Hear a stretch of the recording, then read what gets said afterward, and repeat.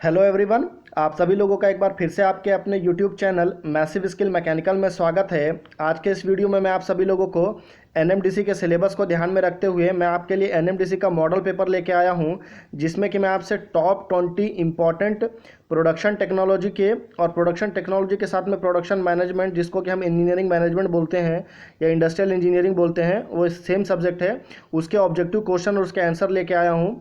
तो ये हमारा पार्ट 70 है, ठीक है। यानी कि इससे पहले हम एनएमडीसी के टोटल 69 मॉडल पेपर अपलोड कर चुके हैं। अगर आपने उनको नहीं देखा है तो मैं आपसे रिक्वेस्ट करूंगा कि आप जाके उनको एक बार ज़रूर देखिए, ठीक है। वीडियो को शुरू करने से पहले बता दूं कि अगर आपको इस वीडियो का फ्री में पीडीएफ चाहिए तो आप हमारे टेलीग्राम ग्रुप को ज्वाइन कर सकते हैं, जिसका जो लिंक है वो आपको इसी वीडियो के डिस्क्रिप्शन बॉक्स में मिल जाएगा, ठीक है। मैं आपसे एक और रिक्वेस्ट करना चाहूँगा कि आप प्लीज़ इस पूरे वीडियो को पूरा एंड तक देखिए। एंड तक इसलिए देखिए क्योंकि मैंने पूरे 20 इंपॉर्टेंट क्वेश्चन को लेके आया हूँ, तो मैं नहीं चाहता कि आपका एक भी इंपॉर्टेंट क्वेश्चन मिस हो, इसलिए वीडियो को बिना स्किप किए हुए पूरा एंड तक देखिए, ठीक है। तो हमारा पहला क्वेश्चन है कि TMU in method time measurement stand for, यानी कि टीएमयू का फुल फॉर्म क्या होता है। Time motion unit, time measurement unit, time movement unit या technique measurement unit.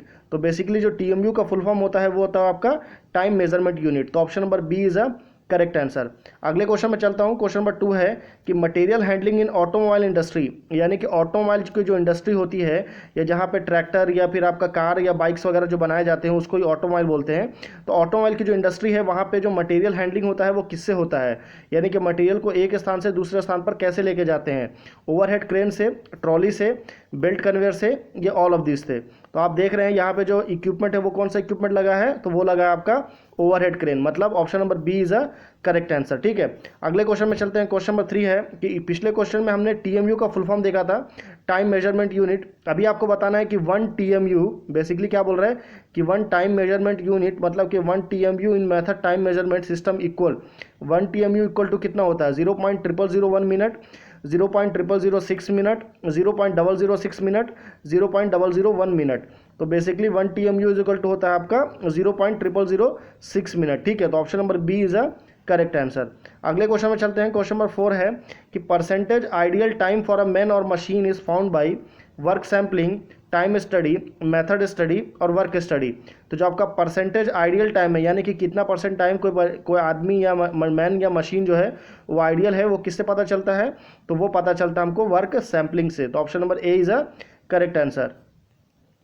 Question number 5 है कि job evolution is the method of determining the relative worth of job, skill required by a worker, contribution of a worker या contribution of a job. तो job evolution का मतलब होता है, evolution का मतलब होता है उसको इवेल्युएट करना, मतलब कि उसकी जो एक्चुअल वैल्यू है वो पता करना। तो एक्चुअली वैल्यू कब पता चलेगा, through relative worth of a job, यानी कि उसका रियल प्राइस से, ठीक है। तो option number A is a correct answer. Question number 6 में चलते हैं। क्वेश्चन नंबर 6 काफ़ी ज़्यादा इंपॉर्टेंट क्वेश्चन है। इंपॉर्टेंट इसलिए बोल रहा हूँ क्योंकि ये क्वेश्चन जो है आपका बहुत बार इंडस्ट्रियल इंजीनियरिंग के एग्जाम में आ चुका है, ठीक है।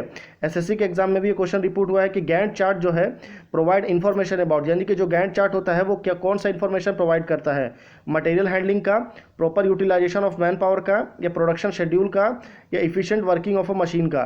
तो जो आपका गैंट चार्ट होता है वो आपका प्रोडक्शन शेड्यूल का क्या करता है, आपको प्रोवाइड करता है मटेरियल या डाटा, ठीक है। तो ये आपका गैंट चार्ट है, ये यहाँ पे का प्रोडक्शन शेड्यूल है, यहाँ पे आपका प्लानिंग है, रिसर्च है, डिज़ाइन है, इन्फॉर्मेशन है, फॉलोअप है, ये इसका एक साइड में प्रोसेस का नाम लिखा है और जो ड्यूरेशन लिखा है, यानी कि कौन से ड्यूरेशन को करने के लिए कितना टाइम लगेगा, इसी को शेड्यूल बोलते हैं, ठीक है।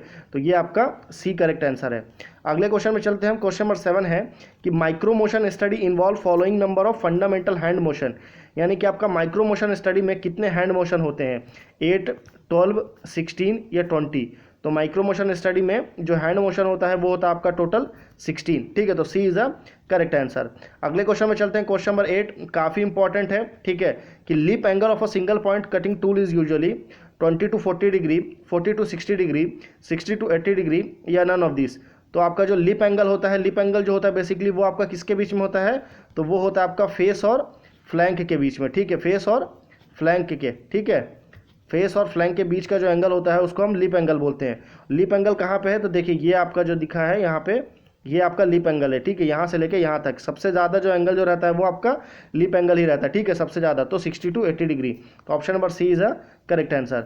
अगले क्वेश्चन में चलते हैं। क्वेश्चन नंबर 9 है कि the average cutting speed for a turning brass with high speed steel tool, यानी कि अगर आपको किसी ब्रास के कटिंग टूल पे या ब्रास का जो मटेरियल है आपके पास में, अगर आपको उसको टर्निंग करना है, टर्निंग ऑपरेशन करना है, और आपके पास जो टूल है वो कौन सा टूल है, हाई स्पीड स्टील, HSS का टूल है, ठीक है, तो उससे अगर आपको टर्निंग करना है तो कौन से उसके लिए आपके एवरेज कटिंग स्पीड कितनी होनी चाहिए, 15 to 19 मीटर पर मिनट, 25 to 31 मीटर पर मिनट, 60 to 90 मीटर पर मिनट, या 90 to 120 मीटर पर मिनट। तो आपका ब्रास के लिए होना चाहिए 60 to 90 मीटर पर मिनट, ठीक है, तो C is a correct answer. Question number 10 है कि gear lapping is an operation after heat treatment, prior to heat treatment, for gear reconditioning, या नन ऑफ दिस। तो जो आपका गियर लैपिंग होता है वो बेसिकली गियर लैपिंग जो है वो आपका हीट ट्रीटमेंट प्रोसेस करने के बाद में किया जाता है, ठीक है। अभी देखिए ड्राइंग के थ्रू देखेंगे कि गियर लैपिंग क्या होता है। तो देखिए ये आपका गियर्स है, ठीक है, ये भी गियर है और ये भी गियर है। इसके ऊपर लैपिंग करना मतलब जब हीट ट्रीटमेंट प्रोसेस हो जाता है उसके बाद में इसके ऊपर एक कोटिंग चढ़ा दी जाती है, इसको ही हम गियर लैपिंग बोलते हैं, ठीक है। अगले क्वेश्चन में चलते हैं। क्वेश्चन नंबर 11 है कि द मशीनिंग ऑफ टाइटेनियम, यानी कि टाइटेनियम जो होता है उसकी मशीनिंग करना काफ़ी डिफिकल्ट होता है, काफ़ी मुश्किल होता है। तो क्या रीज़न है उसका, due to high thermal conductivity of titanium, chemical reaction between tool and work, low tool chip contact area, और नन ऑफ दिस। तो आपका जो the machining of titanium is very difficult due to low tool chip contact area, यानी कि उसमें जो आपका tool और चिप के बीच में जो कॉन्टेक्ट एरिया होता है वो काफ़ी कम होता है, इसीलिए आपका टाइटेनियम की मशीनिंग करना मुश्किल होता है, ठीक है। अगले क्वेश्चन में चलते हैं। क्वेश्चन नंबर 12 काफ़ी इंपॉर्टेंट है कि break even analysis consist of, यानी कि ये आपका ब्रेक इवन एनालिसिस का डायग्राम है, या डायग्राम नहीं इसको मैं ग्राफ बोलूँगा, ठीक है। ये आपका इधर आपका अमाउंट है और इधर आपका यूनिट है, कितना क्वांटिटी है, ठीक है। तो ये ब्रेक इवन एनालिसिस क्या बताता है, fix cost, variable cost, fixed and variable cost, या ऑपरेशन कॉस्ट। तो ये आपको बेसिकली बताता है फिक्स्ड एंड वेरिएबल कॉस्ट, ठीक है। तो बेसिकली हमको ब्रेक इवन एनालिसिस से वो पॉइंट पता चलता है जहाँ पे हमको प्रॉफिट भी नहीं होता है और लॉस भी नहीं होता है, यानी कि ऐसा पॉइंट कि अगर आपने 10 रुपये इन्वेस्ट किया और आपको 10 रुपये रिटर्न में मिल गया, तो जहाँ पे ये पॉइंट होता है, जहाँ पे जो ट्रांजेक्शन होता है उसको ही हम ब्रेक इवन पॉइंट बोलते हैं, ठीक है। अगले क्वेश्चन में चलते हैं। क्वेश्चन नंबर 13 है कि work study is done with the help of process chart, material handling, stop watch, या ऑल ऑफ दिस। तो ऑल ऑफ दिस देख के सीधा आंख बंद करके टिक नहीं करना है, आपको ऑप्शन पूरा ध्यान से पढ़ना है।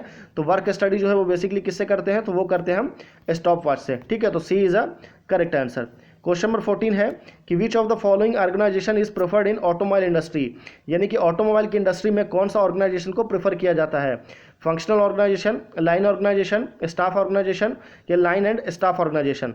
तो ऑटोमोबाइल के लिए जो है वो आपका लाइन एंड स्टाफ ऑर्गेनाइजेशन होता है, ठीक है। ये आपका ऑटोमोबाइल है, इंडस्ट्री है। और अगर line, staff and functional organisation हो तो वो आपका किसके लिए है, तो वो है आपका स्टील इंडस्ट्री के लिए। अगर सिर्फ लाइन ऑर्गेनाइजेशन की बात करें तो वो किसके लिए, आपका मिलिट्री के लिए, ठीक है। अगले क्वेश्चन में चलते हैं हम। अगला क्वेश्चन है क्वेश्चन नंबर 15 कि the term value, value engineering में जो वैल्यू होता है वो वैल्यू का मतलब क्या होता है, total cost of the product, selling price of the product, utility of the product, या manufacturing cost of the product. तो वैल्यू का मतलब होता है आपका basically utility of the product, ठीक है। तो option number C is a correct answer. अगले क्वेश्चन में चलते हैं। क्वेश्चन नंबर 16 है कि material handling and plant location is analyse by Gantt chart, bin chart, इमर्जन चार्ट, या ट्रैवल चार्ट। तो जो आपका मटेरियल हैंडलिंग होता है और उसका जो प्लांट लोकेशन, ये दोनों चीज़ें जो हम पता करते हैं वो किसके द्वारा पता करते हैं, तो वो पता करते हैं हम ट्रैवल चार्ट के थ्रू, ठीक है।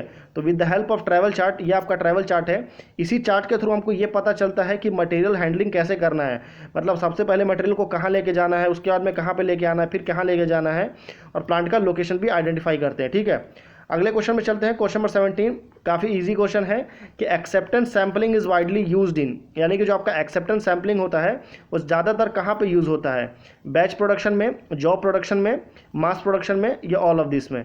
तो जो आपका एक्सेप्टेंस सैम्पलिंग जो होता है ज़्यादातर वो आपका मास प्रोडक्शन में यूज़ होता है, ठीक है। अभी मैं आपको बताता हूँ कि एक्सेप्टेंस सैम्पलिंग होता क्या है। देखिए मान लीजिए आप एक शॉप में गए, ठीक है, मान लीजिए ये एक शॉप है, दो शॉप है, एक ये शॉप है, एक ये शॉप है, ठीक है, एक ए है, एक बी मान लीजिए, ठीक है। ए जो है वो आपको, यहाँ पे आप गए और आपको फ्रिज लेना है, या एसी लेना है, ठीक है। मान लीजिए इसके पास एसी है और यहाँ पे गए आप क्या लेने के लिए, राइस लेने के लिए, या वीट लेने के लिए, या कुछ दाल लेने के लिए, ठीक है। अगर आप एसी लेने गए हैं तो आप जाएंगे एसी लेने जा रहे हैं, मतलब आपका जॉब प्रोडक्शन है, ठीक है। यानी कि आप एक स्पेसिफिक आइटम लेने जा रहे हैं तो आप उस आइटम को अच्छी तरह से चेक करेंगे, तो अच्छी तरह चेक करेंगे कि क्वालिटी कैसा है, उसका परफॉर्मेंस कैसा है, सारा चीज़ें ओके होने के बाद में ही आप उसको लेंगे, ठीक है। अगर आप राइस लेने जाते हैं तो क्या, अगर आप 1 केजी के राइस में कितना सारा राइस आता है ना, तो क्या आप पूरे 1 केजी के एक राइस को देखते हैं क्या? नहीं देखते हैं।